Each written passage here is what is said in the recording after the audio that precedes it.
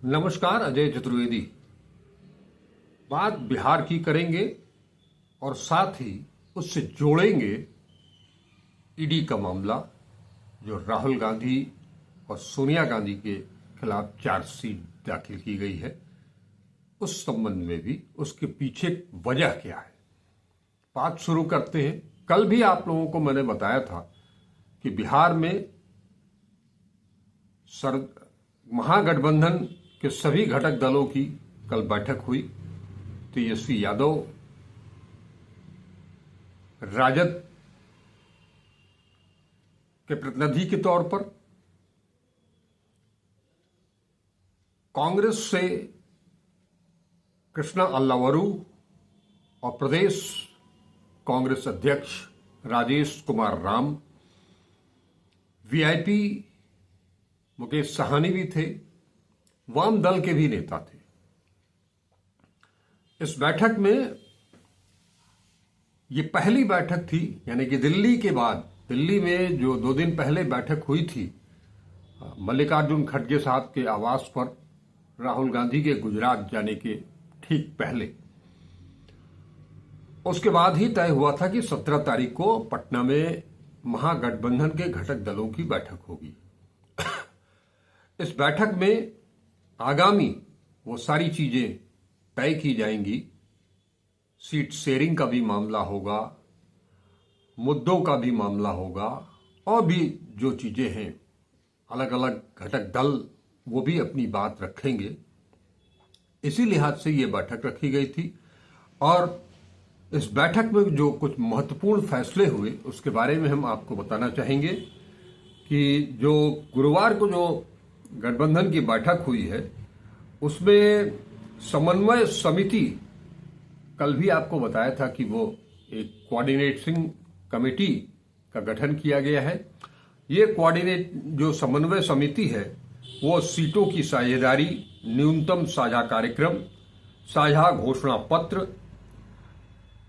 सहित बिहार चुनाव की तमाम रणनीतियों पर विचार विमर्श करेगी।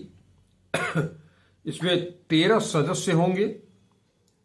इस 13 सदस्यीय समिति में, या कहें कि 13 सदस्यीय समिति का जो अध्यक्ष चुना गया है वो राजद नेता तेजस्वी यादव को चुना गया है। महागठबंधन ने अभी सीएम फेस का ऐलान नहीं किया है, लेकिन कांग्रेस के प्रदेश प्रभारी कृष्णा अल्लावरू भी इस बात को मानते हैं, कहने से हिचकते नहीं हैं कि महागठबंधन में बिहार में सबसे बड़ा अगर कोई नेता है तो वो तेजस्वी यादव है।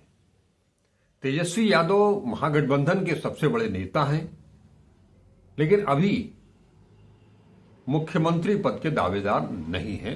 उनको समन्वयक समिति का अध्यक्ष बना दिया गया है।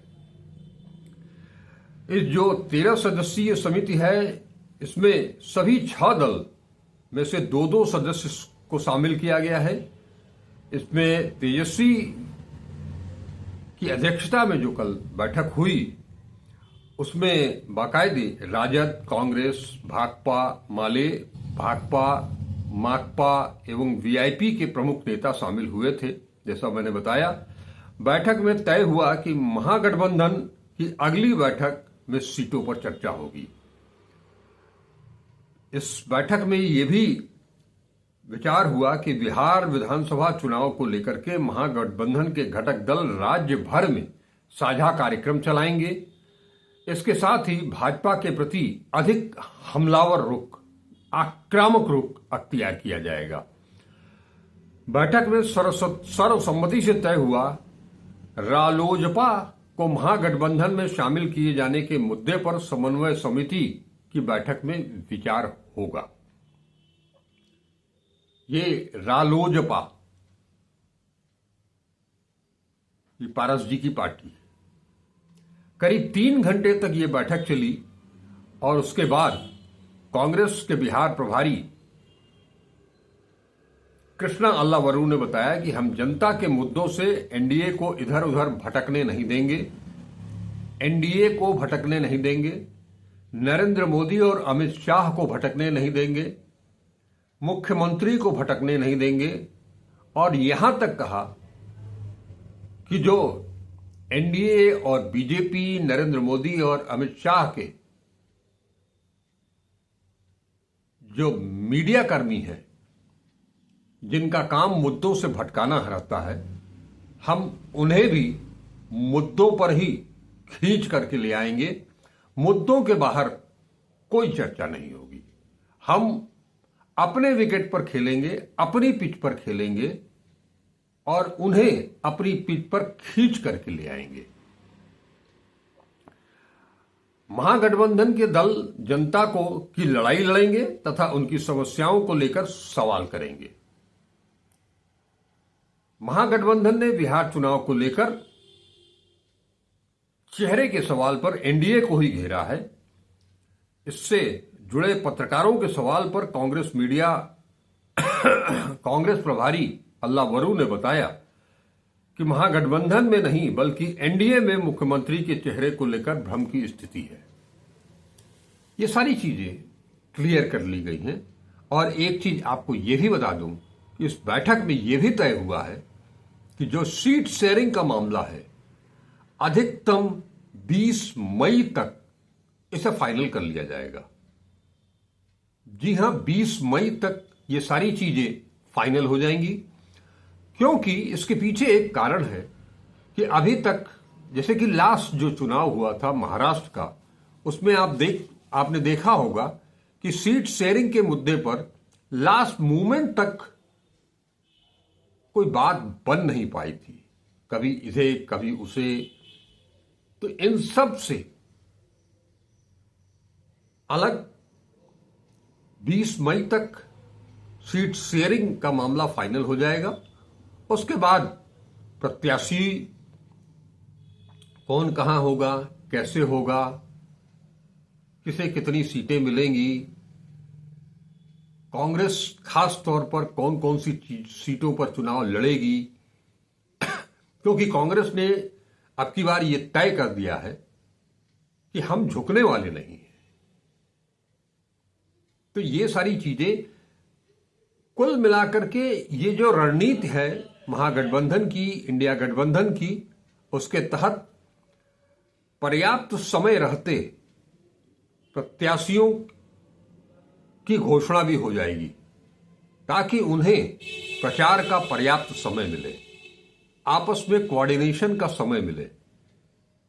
कोई भी महागठबंधन के तहत ये चुनाव लड़ा जा रहा है, इंडिया गठबंधन के तहत चुनाव लड़ा जा रहा है, तो अलग अलग ढपली नहीं बजाएंगी। कोई संयुक्त रैलियां होंगी, संयुक्त यात्राएं होंगी, संयुक्त सभाएं होंगी, बड़े नेता आएंगे। कल मैंने आपको बताया था कि ये जो समन्वय समिति होगी, इसमें जिला अध्यक्षों को शामिल किया जाएगा, घटक दलों के, उनके साथ बैठक होगी। उन सभी बैठकों पर में घटक दलों के शीर्ष नेता उसे संबोधित करेंगे। और सारा फोकस इसलिए भी किया जा रहा है कि समय रहते इस तरह से कोऑर्डिनेशन बने कि वोट ट्रांसफर भी हो सके, क्योंकि हर चुनाव में अक्सर यह देखा जा रहा है कि चुनावी सभाओं में, रैलियों में भीड़ तो जुट रही है, लेकिन वो भीड़ वोट में तब्दील नहीं हो रही है। खास तौर पर अगर आप लोकसभा चुनावों की बात करेंगे, लोकसभा 2024 का जो चुनाव हुआ था, निश्चित तौर पर बिहार में सबसे बड़े नेता के रूप में महागठबंधन, इंडिया गठबंधन के तौर पर देखा जाए तो तेजस्वी यादव हैं। तेजस्वी यादव ऐसा चेहरा जिनकी सभाओं में, जिनकी रैलियों में बड़ी भीड़ जुटती है, मास गैदरिंग होती है, लेकिन वो जो भीड़ है वो उनको सुनने के लिए आती है, उन्हें देखने के लिए आती है, उनकी बातों पर तालियां बजाती है, लेकिन वो वोट कहां चले जाते हैं? ये मामला उत्तर प्रदेश में 2017 में उठा था, जब समाजवादी पार्टी और कांग्रेस मिलकर के चुनाव लड़ रही थी। उस वक्त भी इस गठबंधन को करारी शिकस्त का सामना करना पड़ा था और उसके पीछे वजह यही थी कि वोट ट्रांसफर नहीं हुए थे। इस बार वो गलती उत्तर प्रदेश में लोकसभा चुनाव में नहीं हुई, लेकिन बिहार में ये चीज दिखाई नहीं दी थी। लिहाजा इस ढंग से कोऑर्डिनेशन की प्रक्रिया अपनाई जा रही है ताकि वोट ट्रांसफर हो सके एक दूसरे को। तभी इस गठबंधन का, इस महागठबंधन का कोई मतलब होगा। अगर वोट ट्रांसफर नहीं होते हैं राजद से कांग्रेस में, कांग्रेस से वीआईपी में, कांग्रेस से वाम दलों में, वाम दलों से कांग्रेस में, इन सब से राजद में, इसलिए ये समन्वय समिति जिलाध्यक्षों को जो उसमें शामिल किया गया है, उसके पीछे बड़ा कारण यही है। कांग्रेस निश्चित तौर पर जो नई कांग्रेस बनाने की शुरुआत राहुल गांधी ने की है, जिसमें कि जिलाध्यक्षों को ज्यादा से ज्यादा पावर दिया जा रहा है, उसे ही, उस सिस्टम को यहां अगर लेकर के आए महागठबंधन में, इंडिया गठबंधन में, बिहार को लेकर के, तो यहां भी जिलाध्यक्षों को शामिल किया गया है। सभी घटक दलों के जिलाध्यक्ष रहेंगे। उनके ऊपर एक बहुत बड़ी जिम्मेदारी होगी वोट शेयरिंग की। साझा कार्यक्रम जो बनेंगे उसको उसी ढंग से इंप्लीमेंट करने की, और सब मिल करके जिले से लेकर के ब्लॉक, प्रखंड और बूथ लेवल तक अगर एकजुटता के साथ सारी महागठबंधन के घटक दल एकजुट होकर के चुनाव में उतरते हैं, तो निश्चित तौर पर इसमें कोई शक नहीं कि इस बार महागठबंधन की सरकार वहां बन जाए। इसके पीछे कारण यह भी है, तेजस्वी का अपना एक आभा मंडल है बिहार के भीतर, उनकी पारिवारिक पृष्ठभूमि भी है लालू यादव के साथ, राबड़ी यादव के साथ। लेकिन इसी बीच कांग्रेस ने जो खेल खेला है कन्हैया कुमार को लेकर के, और कन्हैया कुमार ने एक महीने के अंदर ही बिहार की राजनीति को जिस ढंग से गरमाया है, उसका श्रेय कांग्रेस को, कांग्रेस के रणनीतिकारों को, कन्हैया कुमार को, कृष्णा अल्लावरू को और राहुल गांधी, मल्लिकार्जुन खड़गे को जाता है। इस एक महीने के भीतर जिले जिले में, गांव गांव में कांग्रेस खड़ी हो चुकी है। लोगों की जुबान पर कांग्रेस आ गई है। आप ये भी कह सकते हैं कि कुछ लोग गालियां भी दे रहे होंगे, लेकिन कांग्रेस को गाली दे रहे हैं तो कांग्रेस का नाम ले रहे हैं। एक महीने पहले तक यह भी स्थिति नहीं थी। कांग्रेस वहां पूरी तरह से आरजेडी की जेबी पार्टी बनकर के रह गई थी। इस कन्हैया कुमार ने और राहुल गांधी के 3 बार बिहार दौरे ने अति पिछड़ों, अति दलितों के साथ जो उनका समागम हुआ, उसने कांग्रेस को बहुत मजबूत किया है। और एक चीज और भी जान लें कि कांग्रेस ने पूरी ताकत झोंक दी है। कांग्रेस बहुत बहुत मेहनत कर रही है वहां, और ऐसी स्थिति में महागठबंधन के हर घटक दल को उतनी ही मजबूती के साथ चुनाव मैदान में उतरना है। इसीलिए कांग्रेस अपना अपर हैंड लेकर के भी चल रही है। मेहनत कांग्रेस की, संघर्ष कांग्रेस का, और सब मिलजुल करके उसमें अगर बराबर की साझेदारी निभ गई, तेजस्वी यादव सहित तमाम सभी घटक दल, जिसमें वीआईपी भी है, सीपीआई भी है, सीपीआई एमएल भी है, सीपीएम भी है, और अब जिस तरह से पशुपति पारस और उनकी पार्टी के विलय को भी इंडिया गठबंधन में शामिल करने पर चर्चा शुरू हुई है, इसका मतलब साफ है। न केवल पशुपति पारस बल्कि जीतन राम मांझी और चिराग पासवान ये क्या करेंगे, कहां जाएंगे?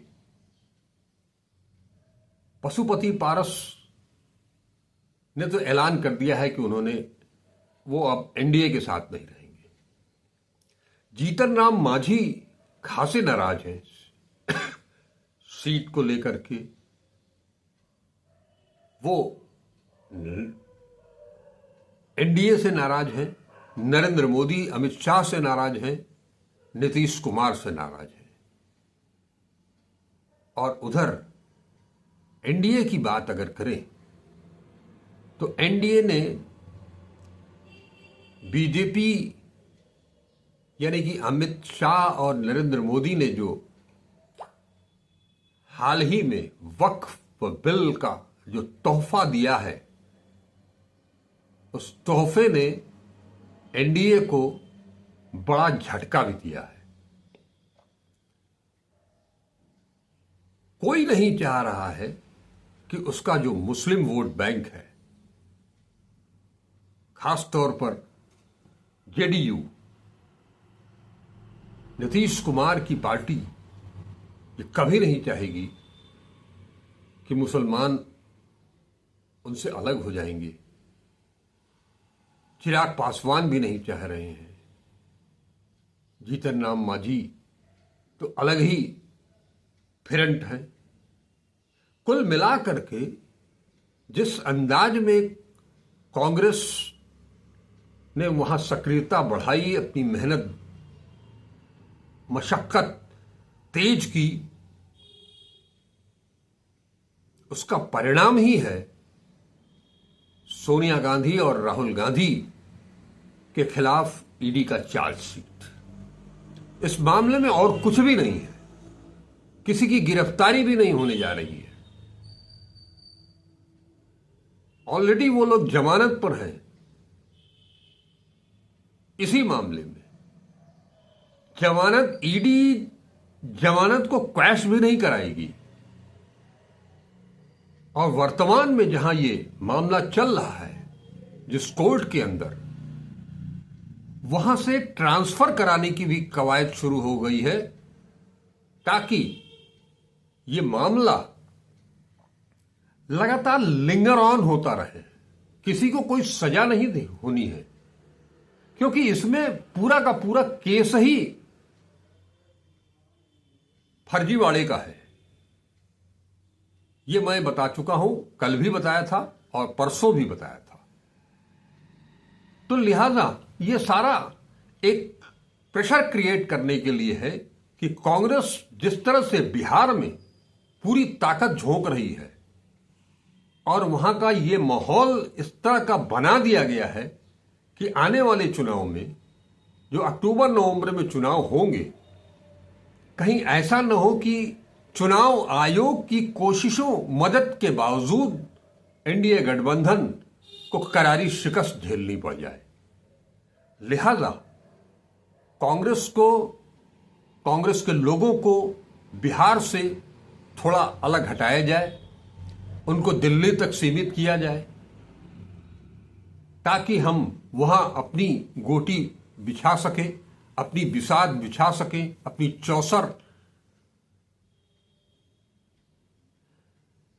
और केवल यहीं तक नहीं, दरअसल ईडी के पीछे का मामला, ईडी की चार्जशीट की वाले मामले के पीछे बिहार के साथ साथ गुजरात है, जहां राहुल गांधी ने मोदी और शाह को बुरी तरह से घेर दिया है। वहां से जो रिपोर्ट इन लोगों को मिल रही है, उस रिपोर्ट ने इन लोगों को हिला दिया है अंदर तक। वो स्थिति अब 2022 वाली नहीं है गुजरात में। अब की बार जो तैयारी जिस ढंग से चल रही है, ऐसा भी हो सकता है अगर सब कुछ सामान्य रहा, लेवल प्लेइंग फील्ड अगर मिल गई, तो कांग्रेस अब की बार कहीं रिकॉर्ड न बना दे, पिछला रिकॉर्ड तोड़ करके गुजरात में। क्योंकि गुजरात में भले ही कांग्रेस की सीट जितनी भी कम हुई हो पिछले विधानसभा चुनाव में या लोकसभा चुनाव में, लेकिन वोट परसेंट, वोट शेयर उनका बीजेपी से महज मामूली अंतर है। 40+ में दोनों है, और 4-5% का जो अंतर है उसको गिराने में, उसमें लीड लेने में ज्यादा वक्त लगने वाला नहीं है। और जिस ढंग से कांग्रेस का संगठन वहां मजबूत किया जा रहा है, अगर 40, 41, 42 जिलों में कांग्रेस को इस ढंग के नेता मिल गए और अध्यक्ष मिल गए, तो उसमें कोई दो राय नहीं है कि गुजरात, राहुल गांधी ने जो संसद में चैलेंज दिया है उसको पूरा करके दिखा देंगे। तो ये जो ईडी का खेल है, वो ईडी का खेल राहुल गांधी, कांग्रेस, बिहार और गुजरात की देन है। बाकी सारे मामले आप जान ही रहे हैं कि वो सब के सब नेशनल से लेकर के इंटरनेशनल मामलों तक नरेंद्र मोदी और अमित शाह चारों तरफ से घिर चुके हैं।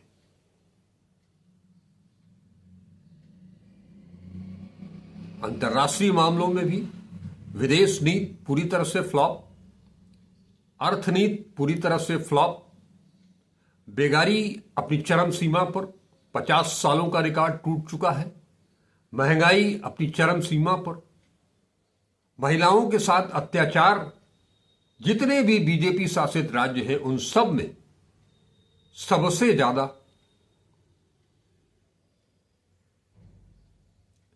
चारों तरफ से घिरी हुई ये बीजेपी, और ऊपर से राहुल गांधी का अटैक लगातार।